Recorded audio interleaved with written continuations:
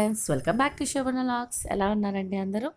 ఈరోజు మేము టిఫిన్లోకి మసాలా రైస్ చేసుకోవాలనుకుంటున్నామండి.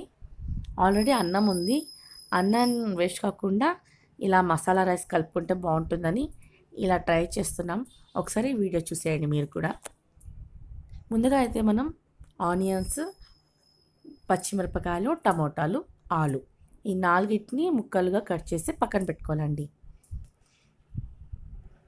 మనం నిలువుగా కట్ చేసుకోవాలి ఆనియన్స్ని. అయితే అలా కట్ చేసుకుంటే కొంచెం బాగుంటుంది. బాగా శుభ్రం చేసి పక్కన పెట్టుకోవాలండి మనం ఆనియన్స్ని, పొటాటోస్ అన్నిటిని కూడా. ఇలా సిద్ధం చేసి పెట్టుకున్నటువంటి ఐటమ్స్ని పక్కన పెట్టి ముందుగా మనం ప్యాన్ పెట్టుకోవాలి స్టవ్ పైన.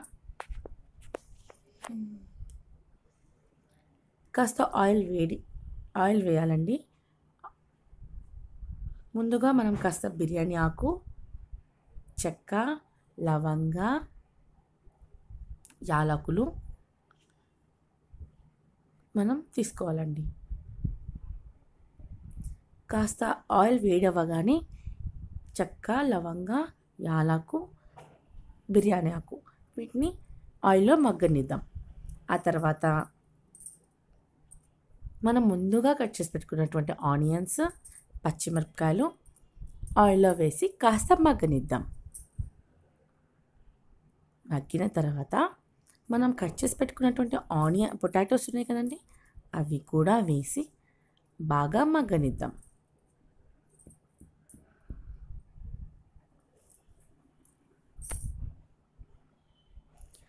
మనం ముందుగా రెడీ చేసి పెట్టుకున్నామండి అల్లం, వెల్లుల్లి, కొత్తిమీర ఈ మూడింటిని గ్రైండ్ చేసి స్టోర్ చేసి పెట్టుకుంటే కూడా అది వేసుకోవచ్చు. లేదా అప్పుడప్పుడే మనం అల్లం, వెల్లుల్లి, కొత్తిమీర ఈ మూడింటిని గ్రైండ్ చేసి 1 or 2 స్పూన్స్ వేసుకొని బాగా ఆయిల్లో మగ్గనివ్వాలి.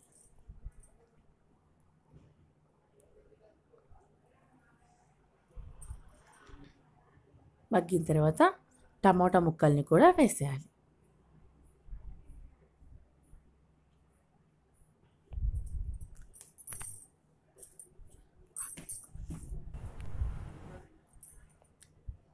కాస్త మగ్గడానికి మూత పెట్టుకున్నట్టయితే త్వరగా మగ్గుతుంది. కాస్త మగ్గిన తర్వాత మనం మూత తీసి